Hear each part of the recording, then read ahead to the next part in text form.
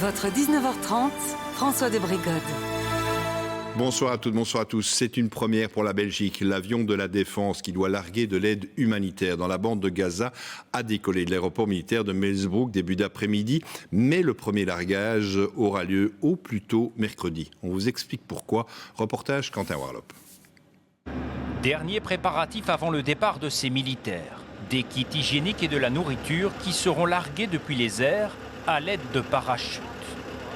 Le colis est attaché avec un parachute et c'est la gravité qui va ouvrir le parachute. Avant le parachutage, l'A400M fera escale en Jordanie. Là-bas, les autorités israéliennes contrôleront tous les colis qui seront largués depuis les airs. Des largages risqués dans Gaza surpeuplé et non pas en pleine mer ou sur la plage comme prévu au départ. Ça l'était jusqu'hier et puis les Palestiniens ont clairement dit que de leur côté, ils veulent absolument qu'on fasse les largages au-dessus de la terre et non dans la mer. Pourquoi ? Justement parce qu'ils ont besoin des biens et donc ils acceptent le risque de dommages collatéraux parce qu'ils ont besoin de ces biens. 6000 kilos de nourriture et de kits d'hygiène largués au sol, malgré le risque de blessure de la population lors de l'opération.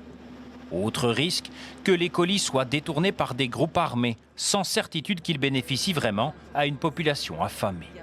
On n'a pas la garantie de cela. Maintenant, on a des accords avec la Jordanie. La Jordanie a des accords avec Israël et prend tous les contacts nécessaires pour que l'opération se déroule bien et que la population palestinienne soit bénéficiaire de ce matériel.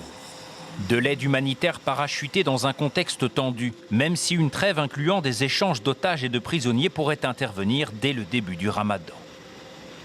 Nous espérons profiter de cette pause d'une quarantaine de jours pour accentuer encore la pression diplomatique, obtenir un cessez-le-feu durable et relancer les négociations pour avoir un plan politique et arriver vers ce qu'on appelle la Two-State Solutions, donc deux États vivant côte à côte en paix.